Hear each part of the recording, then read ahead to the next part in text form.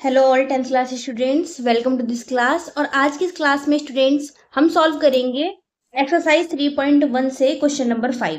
ठीक है, क्वेश्चन क्या कह रहा है बाबू आपसे? एक आयताकार बाग जिसकी लंबाई चौड़ाई से 4 मीटर अधिक है का अर्ध परिमाप, यानी कि आयताकार जो आपका बाग है ना उसका अर्ध परिमाप जो है वो 36 मीटर है, 36 मीटर है। ठीक है, तो बाग की वीमाई ज्ञात करनी है आपको, अर्थात आपको बाग की लंबाई व चौड़ाई ही ज्ञात करनी है। ठीक है स्टूडेंट्स, तो चलिए स्टार्टिंग करते हैं क्वेश्चन की।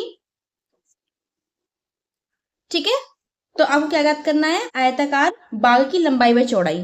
तो बाबू जो चीज हमें निकालनी होती है उसको हम मान लेते हैं। ठीक है, इनको हम मान लेते हैं, कल्पना कर लेते हैं। ठीक है, कि माना बाग की, अब देखो आप कौन सी चीज को पहले मानोगे, कोई सी भी आप पहले मान सकते हैं, बट आप यहाँ पे देखिए, यहाँ पे क्वेश्चन ने बोला जिसकी लंबाई चौड़ाई से 4 मीटर अधिक है ना? तो लंबाई चौड़ाई से 4 मीटर अधिक है तो आप चौड़ाई को मान लीजिए पहले। ठीक है, चौड़ाई को आप x मान लेना। ठीक है, तो बाग की चौड़ाई हम ले लेते हैं पहले, ये मैंने मान ली x मीटर है। ठीक है, अब हम ले लेते हैं बाग की लंबाई।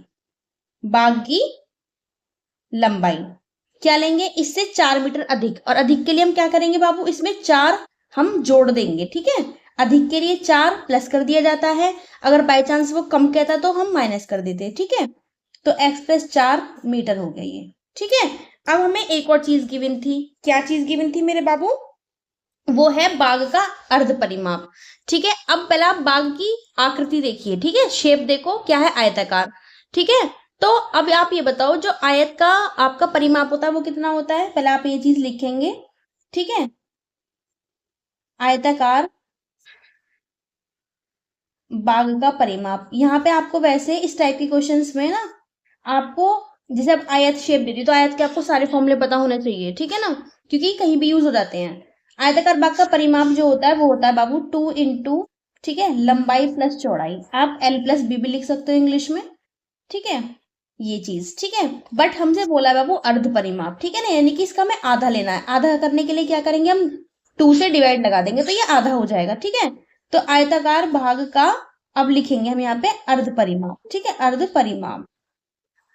तो बाबू जब 2 से डिवाइड लगाएंगे तो यहाँ पे 2 बचेगा ही नहीं, कैंसिल हो जाएगा, तो यहाँ बचेगा आपका केवल लंबाई प्लस चौड़ाई। ठीक है, और अर्ध परिमाप को कितना गिवन है? 36 मीटर।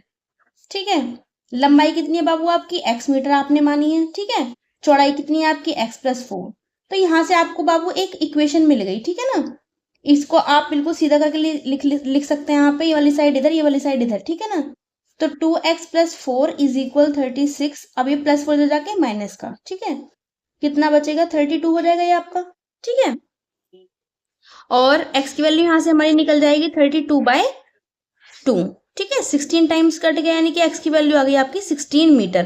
ठीक है, अब x आपने किसको माना था? चौड़ाई को, यानी कि जो बाग की बाबू चौड़ाई है, बाग की चौड़ाई वो आपके पास कितनी निकल के आ गई?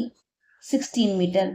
अब बाग की लंबाई भी आराम से निकल जाएगी, क्योंकि 4 से अधिक थी, x प्लस 4 थी ना, x प्लस 4 थी।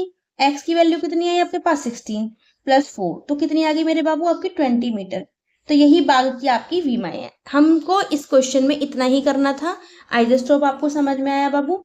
ठीक है, ये फॉर्मूलाज वगैरह अच्छे से मेमोराइज कीजिए। ठीक है ना, मतलब इन्हें याद करिए अच्छी तरीके से, और क्वेश्चन की प्रैक्टिस आप जरूर करें। ठीक है स्टूडेंट्स, ओके, नेक्स्ट वीडियो में हम करेंगे नेक्स्ट क्वेश्चन सॉल्व। तब तक के लिए best wishes for your study.